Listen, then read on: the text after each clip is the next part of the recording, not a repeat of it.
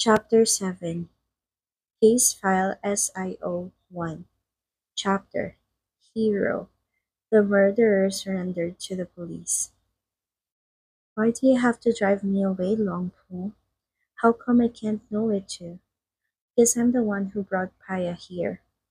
Tarn thought while eavesdropping on the wooden door with a little frown on his face as he couldn't hear the muffled voice inside clearly.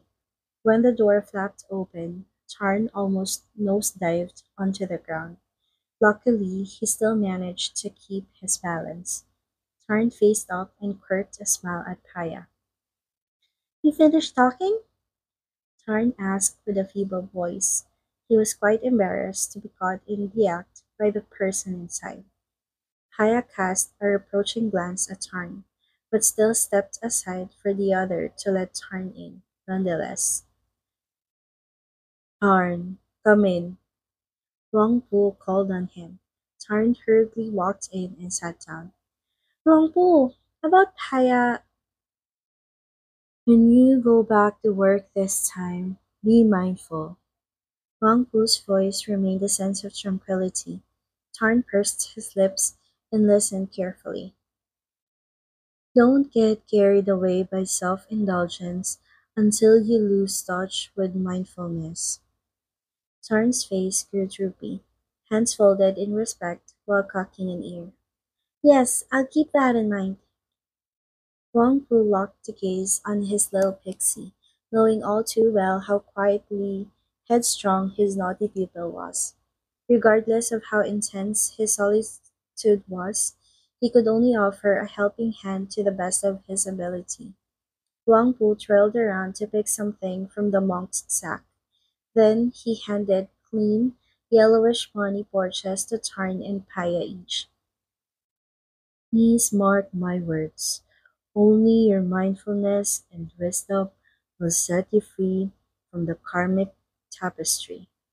Keep doing good deeds to keep earning merit. Wang Pu paused before shifting his glance to Paya.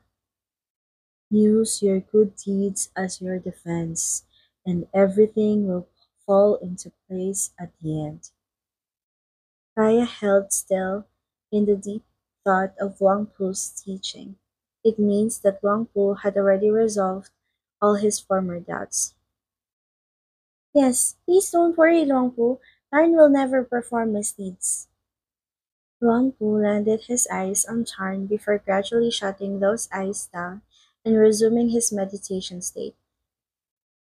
Tarn and Paya exchanged their gaze, nodded to each other, paid homage, and left by the monk's cell door. Behind the backs of two young police officers appeared a luminous, golden-hued figure at the front door. The man, grand and tall, had a complexion akin to harvested hay, was adorned in golden ornaments studded with red-blooded gemstones. He stood still, radiating a furious glow as he fixated on the antique wooden door until it flung open, revealing a holy man inside who was immersing in the depths of meditation. Please don't interfere with matters that aren't yours. That low-pitched, stern, and imperious voice roared. Those bloodshot eyes gleamed with rage. The ascetic figure responded with a serene tone. I just did it out of a duty-bound sense I deem necessary. Duty? Or do you actually want to intrude? Without you, he would have returned to abide with me in days of yore. Both hands clenched when evoking the spirit repossession ritual in earlier times. He was close to accomplishing it, until the arrival of the venerable monk's obstruction. That task had fallen unfeasible. This is what fate decreed, should you no longer defy it, the ascetic man said to convince him. Fate? Ridiculous. What type of fate? What has fated him to suffer for centuries of years, despite his succeeding benevolent acts? In fact, he shouldn't even have been reborn in this life. You are already well aware that this is from his own discretion. Thus, you still want to be his tinier? I have tolerated this far too long, and my patience has reached its end. Those fists clenched so tightly that his veins stood out as he growled in a menacing tone. If you insist on continuing this trespass, I may leave with no choice but to demise you. And if that day comes, you won't be able to claim that you weren't forewarned. For thousands of years, that he'd been asceticized, exterminating the Reverend Monk's life in front of him was as easy as a finger snap. The lofty man flashed a derisive smile, lashed his side to the old wooden door to slam shut, and disappeared as if no one had ever been there. After meeting up with Wang Pu, Paya fell in silence all the way back. Tarn, who took charge of a chauffeur, kept stealing his glance to Paya from time to time.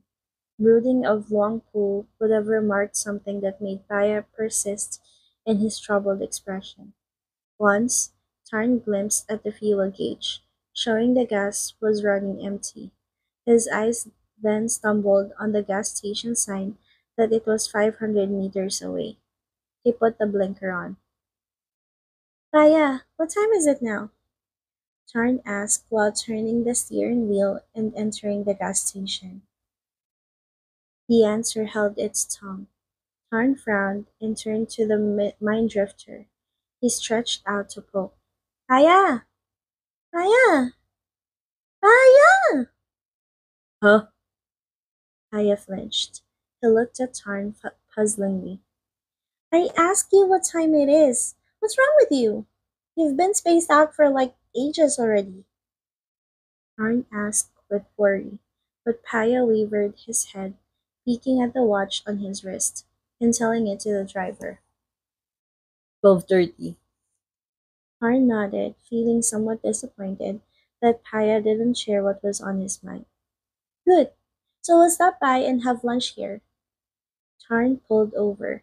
He lowered the car window, asked a gas jockey to fuel up, and then handed a 1,000 baht banknote in his pocket for the service. I'll pay it back to you. No, no need. You gave me a lift, so this expense should be on me, said Tarn, quirking his brow at Paya. Paya chuckled in the throat, thinking that the swaggy demeanor of the other person should have been dropped on girls more than him. Tarn parked in front of a convenience store and turned off the car engine. He released the seatbelt and hopped out of the car together with Paya. After seeing Paya close the door, Tarn pressed the remote to lock their vehicle. They both ordered some simple rice and curry and had it together at the same table. A moment later, Tarn raised the question. What did Wangpo say to you? You've been zoned out all the way since you've left the temple. Did he mention anything bad? Gulping lunch down his throat, Paya answered. Some kind of a double-sided coin answer. He replied in a lukewarm manner, but Tarn could read that Paya was having a cluttered mind. Let me know if there's anything I can help. I'm all set. Paya looked at Tarn with gratitude. Thank you. No sweat. Just pay my wage. Tarn said playfully. That mentioned wage can't be a boost treat. I'm enough. Tarn twisted his mouth. I've already said I'm sorry. What's the point of bringing it up again? He got drunk and always behaved like that. What was he supposed to do?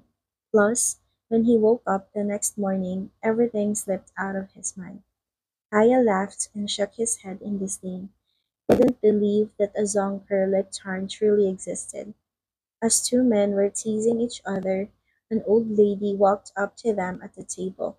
She asked a question in a hoarse voice that one couldn't help but have a heart. Youngsters, would you like to have your fortune read with me? Haya and Tarn traded their consulting looks. Haya was on the verge of his refusal, but the old man was too pitiful to ignore. So Tarn accepted the offer and scooted the chair over for the old lady to have a seat. Standing for too long is bad for your health, Granny. Please hold out your hand. Who's going to be first? The kind voice asked. Haya beckoned Tarn to begin. Tarn outstretched his hand toward the lady. He couldn't help but wonder, due to her time-weathered age, would she still be able to see the lines in his hand? The old lady momentarily fixed her gaze on Tarn's palm, then uttered, "Oh, there's a cross between the head and heart line, indicating that one holds extrasensory sense, accurate clairvoyance, or sixth sense." Tarn made eye contact with Paya, thinking she did possess a fortune-telling ability. Mm, short lifespan. Should have met his death long ago. That's strange. Why he persists until today. Tarn's complexion turned pallor. He tried to twitch his hand back, but it was clasped by the old lady as she continued. Oh, someone spared his longevity, either his mother or father. This time, Tarn successfully withdrew his hand back. The glimpse of a panicked expression fleetingly appeared, but soon he managed to resume his straight face and smile as if nothing ever crossed his path. I don't want to go on. Well, may I pass it to my friend? He didn't want anyone to revive the ghost of his past to hurt him again. Didn't want to hear it any longer. So he cut-circuited the granny's palmistry. Haya, who was sitting and listening to everything in silence, caught the sudden change in his body's demeanor. Haya was poised to ask whether Tarn was all right, but Tarn sprang up on his feet. I'm craving some coffee. I'm heading out to grab one, said Tarn in a hasty manner, reaching in his pocket for 3 100 banknotes to the old lady and swiveled away. Why the rush? He hasn't even finished the fortune read. Haya muttered softly as the sight followed turns back in a puzzle. Young man. The call from the lady caused Haya to look her way. He waved his hand to reject the lady and politely said, Sorry, I'm not interested. The grizzled haired lady unveiled a faint smile as she laid her gentle eyes on Haya. Young man, don't let go of his hand. Yes? Kaya buffingly frowned. The lady remained silent, just curving her lips upward to respond. The moment his question was ready to take flight, his mobile buzzed the intrusive ring. He dove into the pocket and read the incoming caller's name. Just when he pressed to accept the call and lifted his gaze, Haya was taken aback. The person who was supposed to sit in front of him was now left with no trace. Ronnie. Where? Where was she? He looked left and right to search for the elderly woman in her old silk clothes, but Paya couldn't find that hunchbacked figure. Despite being steeped in years, why could she stride away so fast? Paya, where are you? In Tarn now. Yai's voice brought Paya back to the other side of the line. We've reached XX already. Well, if you arrive in Bangkok, please come to the office. A furrow creased Paya's forehead. A hint in Yai's voice told him something bad had occurred. The date to report their duty was tomorrow, but they were asked to present themselves today. There must have been some trouble. What's the matter?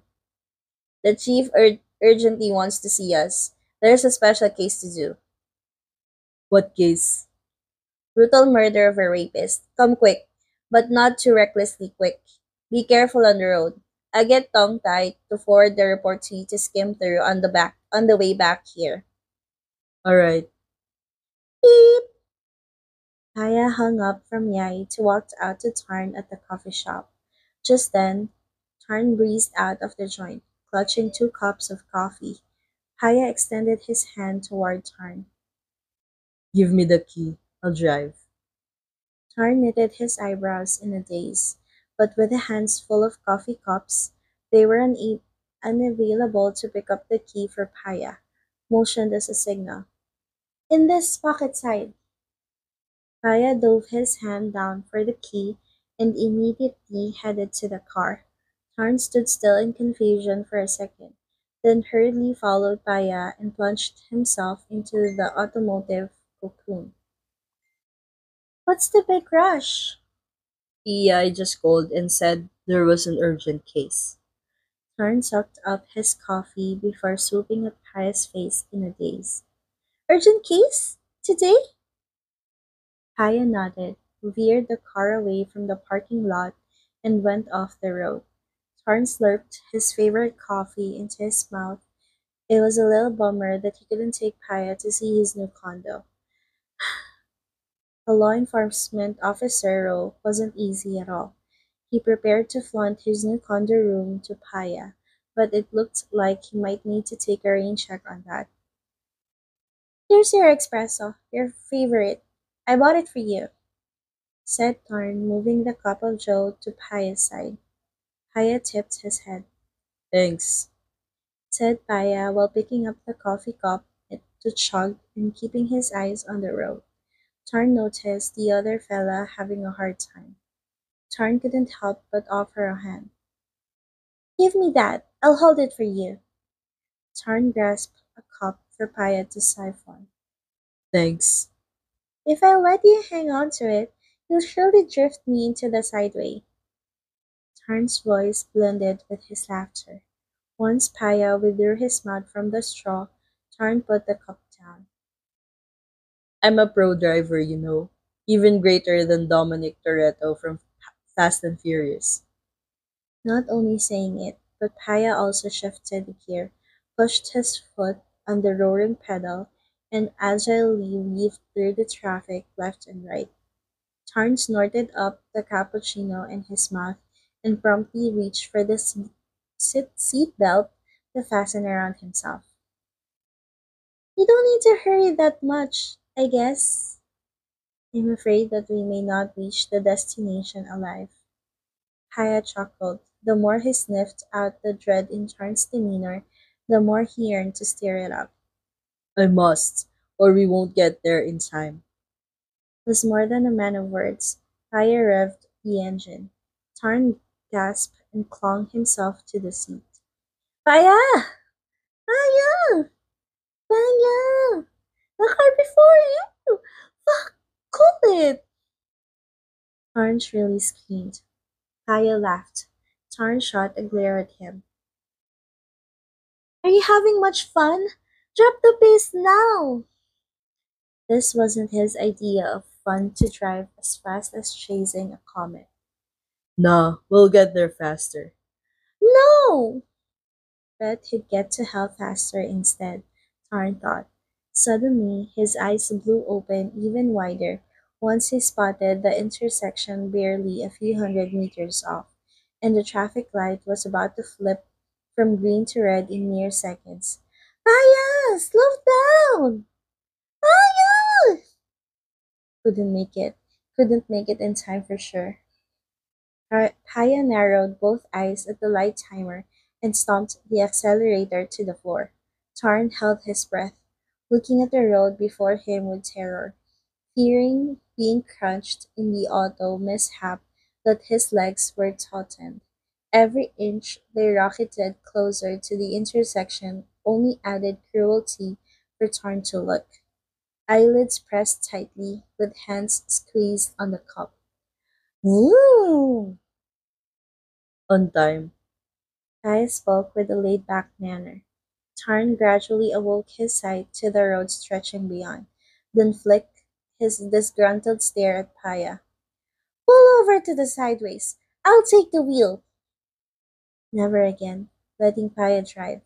Guessed he would have a heart attack and met his maker before arriving at the department. I'm not teasing you anymore. Let me drive. Tarn threw a glare at Paya. Did Paya need to pull stuff like this to wind him up? Seeing Tarn sitting mute, not bickering like he always used to. Haya whirled to look at the other side profile. Tarn was forming a sulking face in a sour mood. The driver reached out to mildly scratch under Tarn's chin. Sorry, sorry. I'll drive safely by now. Tarn gave Paya a hard look before snatching Paya's espresso cup and hoovering up. No more coffee for you. I'll drink it myself. That was fine for that risky play that almost shocked him to death. You bought it for me, so it's gotta be mine. You go sip your coffee. Tarn forced a mirthless laugh in the throat and whisked away to the side view. You freaking chowhound. Kaya cracked a gleeful smile and held out to pull Tarn's arm, but Tarn shook away. Kaya didn't give up though, and voiced a pleading apology. Please don't be mad at me. I'll quit being upset, but don't repeat such a reckless drive again. Our lives are worth more than to waste on a risky act like this. Hi, sir. Tarn shook his head.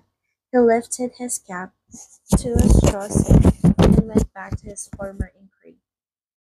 So, what's happening at the department? And how significant was the case that caused them to present themselves even before the actual onset date? Try searching on the internet. Brutal murder of a rapist. Is it in the news too? Yup. EI said it's big news. Tarn was about to bring up to the phone to check it online, but Paya handed it to him. I almost forgot. Use my phone and look it up in my email. Tong Thai would have already sent the rundown in there. Tarn took that phone into hand. Your password? XXXXXXXX. Tarn tapped the number after Paya's word. Once he unlocked the phone, he went straight to the email application and tapped on the latest message to read. How is that? Paya asked while keeping his eyes on the road. Tarn scrolled through the brief information and zoomed in to take a closer look at the dead body's condition. The victim had a sexual assault history, was tortured before being shot dead. This might have been worse than the drama Revenge in Thai Isla 2018. It is a Thai drama about a mother and daughter were gang raped by seven rapists, causing the daughter to suffer the mental breakdown. So the mother hunted them down and cruelly murdered them one by one. The dead body's condition was horrible, to say the least, especially that part, wholly crumbled. Is it serial killing? Tarn nodded. Yes, it is. This is the third victim. What was even more unusual was, and the murderers surrendered themselves to the police this morning. Huh? Did he mishear anything? The murderer who committed three homicides surrendered themselves to the police. Kyle looked at Tarn in the eye. Seriously? Yes, that was all that Tong Tai have sent. That's weird. Kaya murmured. Agree. This wasn't right at all. A man or a woman? A woman. That makes sense. The deceased was a rapist who had a criminal history. One of his victims might have harbored a grudge and hunted him down, but there was still something uncanny about it. We can't come to a conclusion just yet. Right. We'll know it only when we get to the department. Paya calmly muttered. Tarn quickly stopped Paya.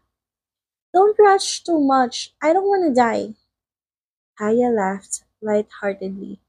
Tarn flashed a grim look at his driver in hatred and poked his fist at Paya's shoulder. You found joy when you scared me, huh, golden boy? You're just golden coated on the surface. Tarn peeped at the clock. It was 4 in the evening. Winding through the traffic and being able to present himself at the Department of Investigation at this hour was the fastest journey they could possibly manage.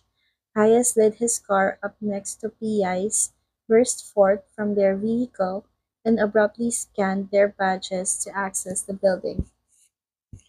Jolt Kaya and Tarn froze in their tracks when they saw a woman with long hair and a slender silhouette like a magazine model stepping out of the restroom.